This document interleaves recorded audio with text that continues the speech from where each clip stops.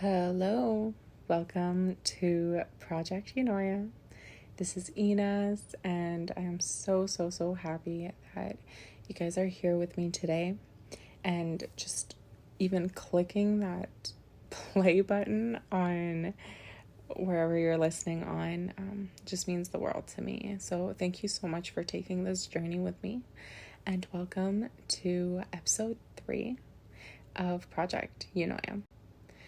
So, in this episode, we're actually going to talk about fear. And it might be a really simple 4-letter word, but it has a huge deep meaning into it, and it has such a strong impact on not only our minds but our bodies. A lot of people think that it's just a strong response to when we're in an emergency.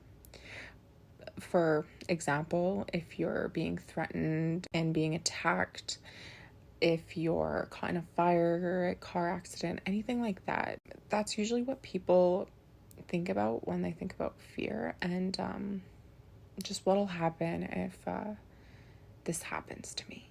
In many ways, fear can also take effect when you're faced with not dangerous situations, like when you're taking tests or public speaking, when you're going on a date.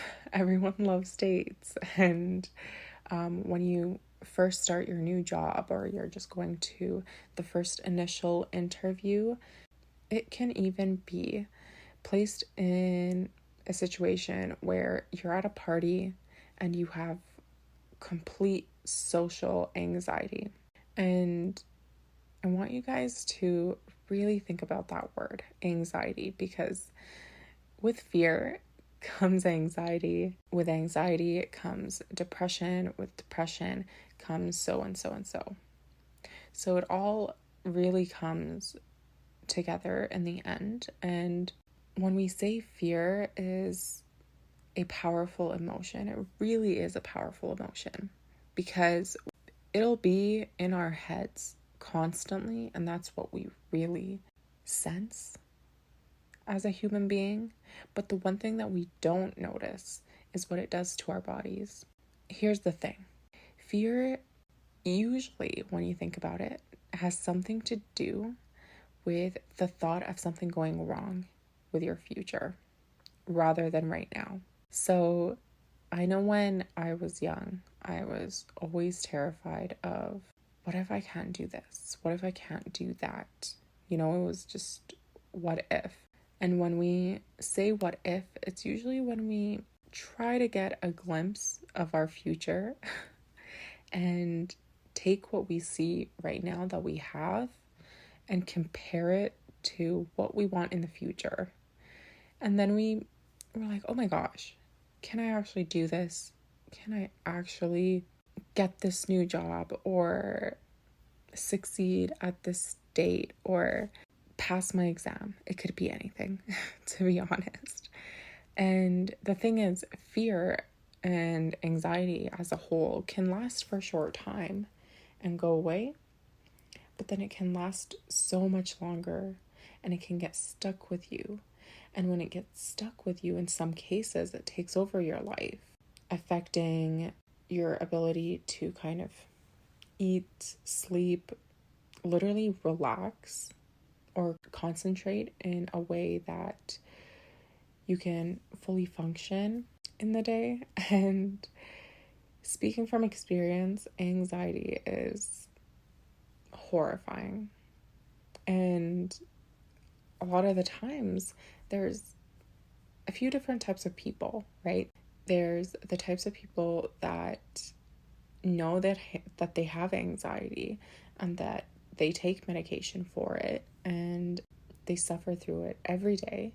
Or there's the other type of person that goes through their day no anxiety whatsoever. And to be honest, I used to be that kind of person. I literally thought that I never had anxiety. And because I feel like a lot of other emotions took over that. Looking back right now, I can see that because there's a huge difference from who I was a long time ago. As you get older, you start taking on more responsibility. And with more responsibility comes a lot of pressure.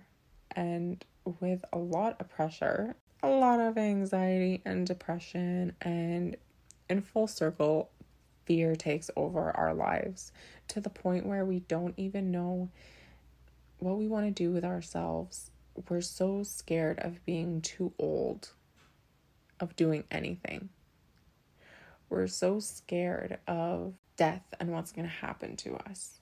So I usually say with depression comes anxiety, but sometimes people really experience it differently. And maybe I did experience anxiety before, but I truly know what anxiety is now, because a long time ago, anxiety to me was nothing. And not until a while ago, I knew exactly what anxiety was. And sometimes you learn it the hard way when you get older, or sometimes you learn it early and you overcome it earlier. The thing is, it's so scary when things happen to you when you're older. And that's where fear comes from. Because when we're young, we don't remember much. We're still exploring things. We're still, trying to figure ourselves out.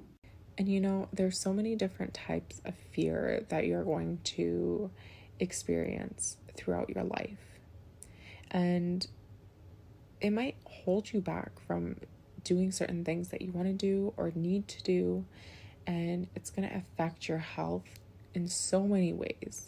Your ability to kind of eat, sleep, literally think, enjoy life, leave the house, go to work, go to school. Fear can take effect in so many different ways. So some people will become really overwhelmed by fear and will want to avoid a lot of situations that they go through on a daily basis. And it's going to be really hard to break through that cycle. But when you go online, you see a lot of things that say, oh, you can do this to fix it. You can do this to fix that. And it's true.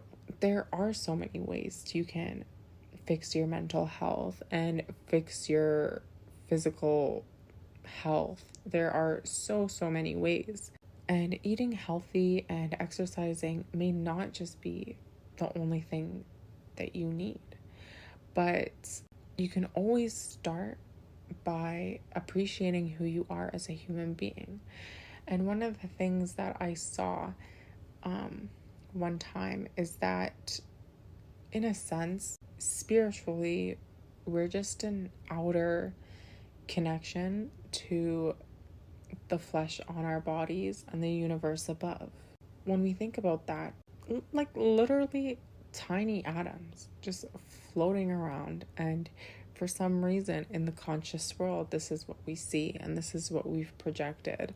And when you start to realize that your physical self is just a body, and you are just an endless being that's going to, all that is way past the knowledge that I have, But saying that people who are so scared to do things for themselves, it's so hard to break that cycle. And when you start thinking positively and when you start thinking good things, you start to understand that there's so much more to life. There's so much more to appreciate. And it's so much harder said than done, because to be honest, this is, as I said, this is not only your journey, but this is my journey as well. And there's so much that I have to work on as a human being. And there's so much growth that comes through. I think in my opinion, anything can happen in a year. And as you guys saw in 2020, so many things happened. 2019, 2018. And when you kind of think about it, time passes by so fast. Time is relative, as we all know. So you literally have unlimited, endless possibilities to what you can do. What limits us is that fear and that anxiety. So how you really act when you're afraid of something can really vary from person to person, because knowing what makes you afraid is usually the first step of sorting out that issue with what makes you scared. And the word anxiety tends to be used to describe worry, or when fear is usually something about the future rather than what's happening right now. They kind of go hand in hand, but a lot of the time, health professionals describe anxiety as fear. So that's why when you go on your first date and you're scared and you don't know what to say, your heart beats really fast and breathe really fast and you're sweating and you feel kind of dizzy, your mouth's super dry, or like, who knows? Those are the kind of symptoms of what anxiety is and what fear is. So in order to understand what makes us scared, that's going to really help us in improving our mind and our bodies and getting rid of that anxiety that just pushes us to the edge. Because when these things happen, they really have a huge, powerful effect on your mental ability to really focus on yourself. You know, there's so many health problems. You get irritable, you get sleeping, you get headaches.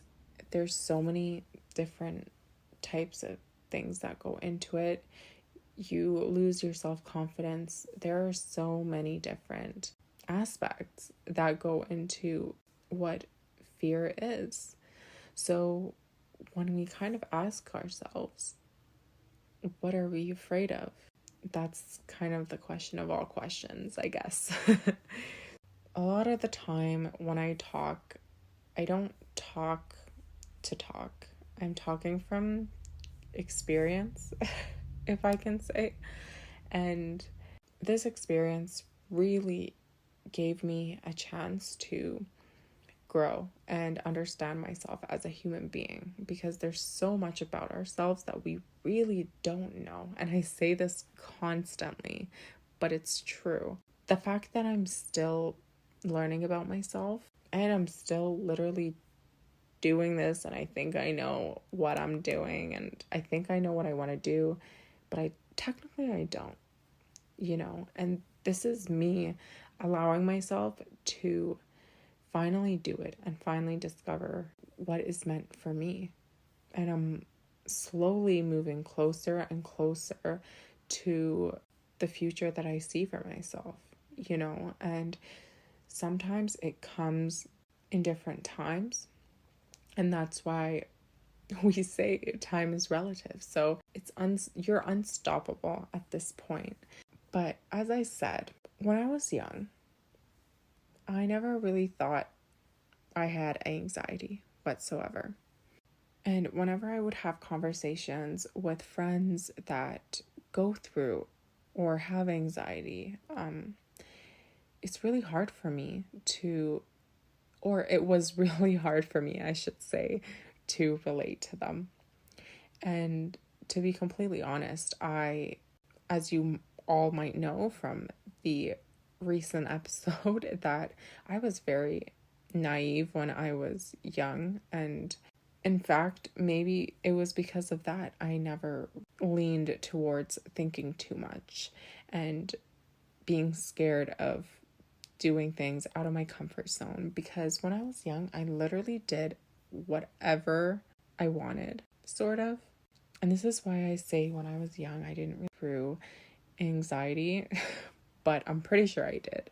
I'm sure it was just in there and waiting to kind of like slither its way into me when I was getting older. But when I was young, yeah, I didn't really think I had anxiety. The main thing that was going through my mind is my depression. And having severe depression was not fun. Let me just say that. So when I was going through all of that, I guess fear did play a really big part in who I was when I was young, because maybe I wasn't scared to show who I was as a human being when I was young, but I was also still discovering myself. I didn't know what I wanted to do with my life. People who went to school with me might know that I used to wear the weirdest things to school. I remember this one day, the memory in my head is very blurry, but I remember wearing orange tights with a blue skirt and orange top, and I'm pretty sure I had red hair at that time, or I was blonde, or I had orange hair. Either way, I was weird and I did whatever the hell I wanted, and I never allowed that to affect me in any way. But secretly, I was going through a lot of depression. As that girl that everybody saw that smiled every day and did her thing, she always went home depressed as hell. And I'm pretty sure I wasn't the only one, because we all have a life that we've lived through outside of the relationships that we've made in our outer life, let's just say. So when I was going through depression, anxiety meant nothing to me because, to be honest, I never Googled what that was. I didn't know what that was. I didn't really care for it. All I knew was what depression was. I was going through a lot of battles with myself, let's just say, and thinking back now, my depression and my anxiety basically switched. And as I got older, my anxiety increased while my depression kind of got better. I don't know how to kind of explain it, but people tend to grow in their own way, and mental health affects them in many different ways. But the depression was still there, even though it was treated by medication in any sort of way. Anxiety took a toll on me for the worst. And it's not until recently, you guys, that I fully kind of let go, or I'm trying to let go of that, because when we think about it, what we're scared of doesn't amount to what is going to come with that emotion, if you know what I mean. Because you think fear is just the first thing. It doesn't even come close to what anxiety and depression and any sort of emotion out there can affect you. And the whole purpose of letting you guys know that before this, anxiety was basically nothing to me.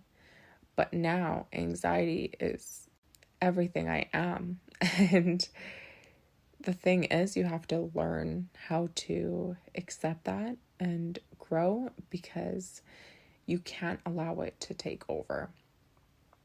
And that's the one thing that I really learned in the hard way, is that when you get your first panic attack, it literally feels like death. And let's just say, as someone who has been in that situation where there was life or death, anxiety is literally on the tip of what death could be like. And it almost feels like there's the light at the end of the tunnel. And when I first had my first panic attack, I prayed to whoever that was out there that I wasn't going to die. And when I was praying constantly, I was holding the hands of my roommates and I was just praying in my head. And the thing is, that panic attack changed me. And to be honest, that wasn't my first. That was my second in like 2 days in a row. So the thing is, when anxiety creeps up on you, that's when you have to start thinking about what's causing this and what am I going to do to allow myself to grow from this. Because if I don't know what is causing this, for example, then how am I going to really allow myself to fully understand the reasoning of these emotions that are coming? And they're usually very obvious, because when you have anxiety, you're usually afraid of what's coming. But in times when you have severe anxiety, it just happens out of nowhere.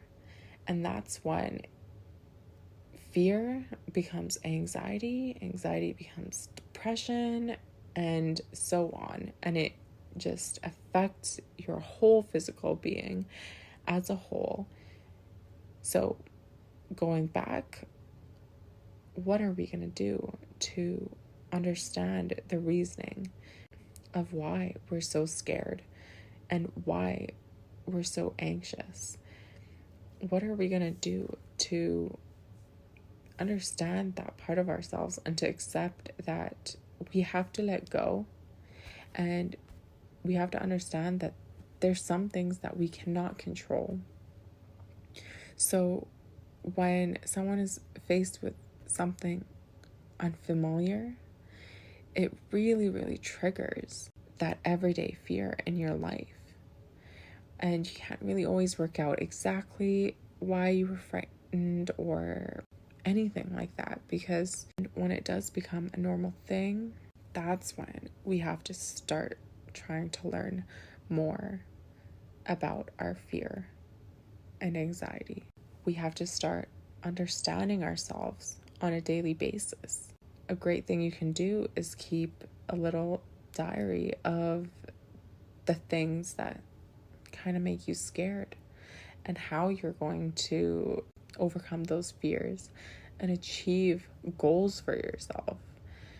Because there are so many underlying beliefs that are behind your anxiety, and addressing it earlier on might definitely help you try to learn more about your fear and what you can help relax your mental and physical feelings.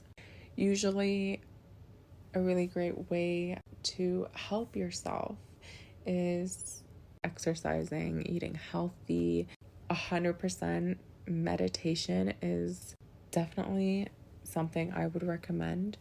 I just actually started getting into meditation, and I've actually been doing it every morning for 20 minutes straight. And I think everybody could do that. And I feel like it just helps calm me down before I start my day, because you could just lay in bed, feel your surroundings, close your eyes and just breathe. And there's just that sense of lightness or the feeling of heaviness that you have inside of you, but you just have to kind of let that go. And when we think about fear, usually there's always good ways to overcome them. And a lot of times we could think about if, let's say, you're scared of heights and you want to go bungee jumping. That's an amazing way to kind of integrate that into understanding what makes you scared. Because if bungee jumping or jumping out of a plane, like skydiving, is going to help cure that fear, it can definitely also help cure that little bit of anxiety that creeps up within you at times. I hope this all kind of came together for you, because if we take a look at our ego, a lot of it comes with fear. And with fear, obviously, comes the anxiety of all things. So when you meet someone who can't even say sorry and can't let go of their ego, there's an obvious reason. There's something that they're afraid of. There's a fear and there's an anxiety that rules over what they would prefer to be open with you about. And there's just so many things that you can implement in your daily life that can definitely help you become better and help you overcome these struggles on a daily basis. Because if you're scared of everything, there is no opportunity to succeed or to grow or to really understand or get to know yourself. It's all about getting to know yourself. And with that comes honesty. And you really have to understand what affects you. Because if you can't name one thing that you're scared of, I think there might be a problem. But everyone's scared of something. And it's just that first step of being like, what am I scared of? What am I going to do to, let this thought go? What am I going to do to not allow it to dig deep within me? Because it can really have an effect on us, mentally, physically, and spiritually. There's so many ways that we can take that and make it into something beautiful rather than something excruciatingly worse.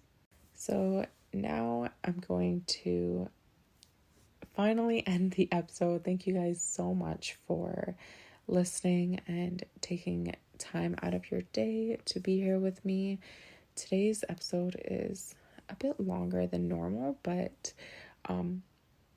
it's a really important topic, and fear has so many aspects in our lives, and hopefully in later episodes maybe we can dig deep, and when we talk to a lot of other people, we'll start to get to know a lot of these success stories that people had in growing past their fear and their anxiety and what made them happier people.